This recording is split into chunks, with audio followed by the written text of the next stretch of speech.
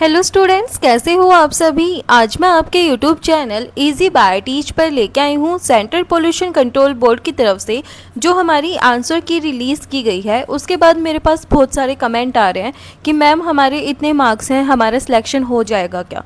तो उनके बेसिस पे मैंने थोड़ा सा कट ऑफ को एनालाइज किया है। तो आज की वीडियो में हम डिस्कस करेंगे कट ऑफ को।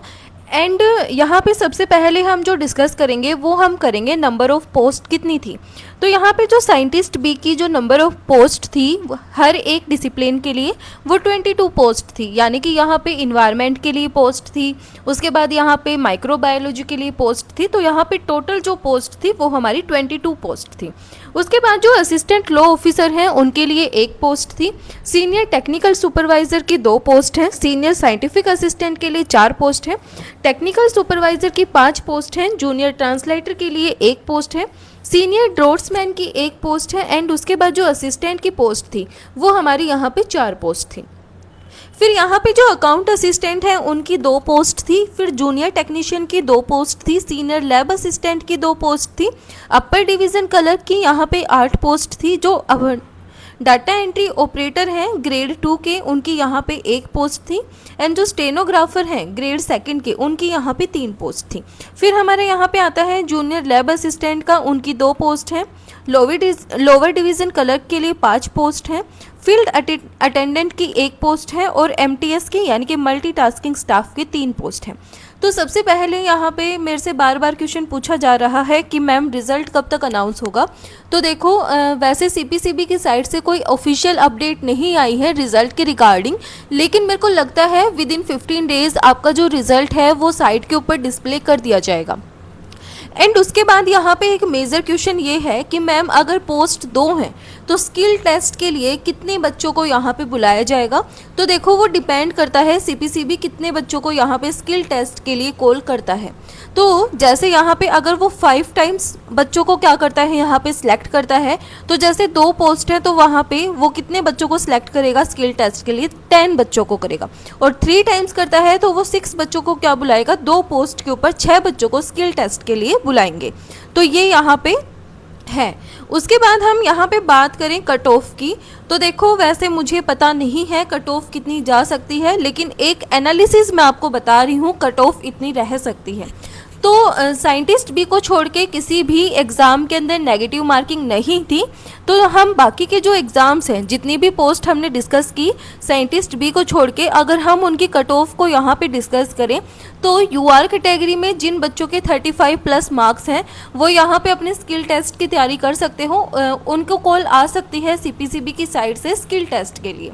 उसके बाद ओबीसी कैटेगरी में जिन बच्चों के 33, 34 या फिर 32 मार्क्स हैं वो बच्चे क्या हैं यहाँ पे स्किल टेस्ट की तैयारी कर सकते हैं।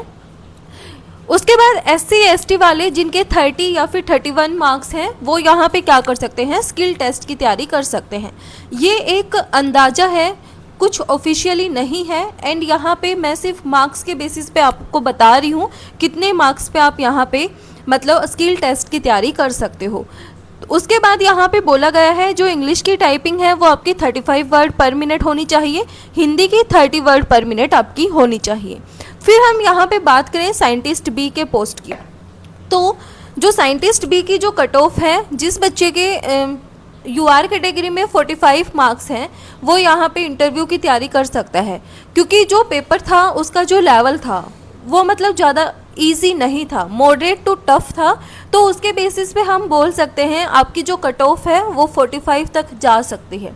तो जिन बच्चों के 45 प्लस या फिर 45 मार्क्स हैं वो यहाँ पे तैयारी कर सकते हो इंटरव्यू के लिए। ओबीसी कैटेगरी के जो बच्चे हैं उनके 42, 43 मार्क्स हैं तो वो यहाँ पे इंटरव्यू की प्रिपरेशन कर सकते हैं। उसके बाद जो एससी एसटी वाले हैं वो यहाँ पे 42, 41 पे क्या कर सकते हैं, अपने इंटरव्यू की तैयारी कर सकते हैं, बिकॉज कंपटीशन ज़्यादा है और जो नंबर ऑफ़ सीट्स हैं वो बहुत ज़्यादा कम है, उसकी वजह से जो कट ऑफ का लेवल है वो ज़्यादा रहने वाला है। ये मेजर यहाँ पे जो क्यूरी है वो है, क्योंकि यहाँ पे नंबर ऑफ़ सीट्स बिल्कुल कम है एंड जो कंपटीशन है वो बहुत ज़्यादा था, क्योंकि जो जैसे 2 पोस्ट के ऊपर बहुत सारे बच्चों ने क्या दिया है, एग्ज़ाम दिया है, तो उसकी वजह से हो सकता है आपकी कट ऑफ ज़्यादा जाए। तो मेरे अकॉर्डिंग जो कट ऑफ एनालिसिस है वो आपका यहाँ तक हो सकता है, एंड बाकी रिजल्ट आएगा तब पता चलेगा। And all the best to all of you. And जिन भी बच्चों का यहाँ पे स्किल टेस्ट इंटरव्यू के लिए यहाँ पे सिलेक्शन होता है उनको ऑल द बेस्ट। एंड अपनी प्रिपरेशन अच्छे से करो, जिनके अच्छे मार्क्स आए हुए हैं वो अभी से अपनी प्रिपरेशन में लग जाओ, क्योंकि रिजल्ट के बाद सीपीसीबी आपको ज़्यादा टाइम नहीं देगा स्किल टेस्ट और इंटरव्यू के लिए। तो अभी से अपनी तैयारी करना शुरू कर दो, क्योंकि आपको एक आइडिया हो चुका है आपके कितने मार्क्स हैं, उसके बेसिस पे आप अपनी तैयारी करना शुरू करो।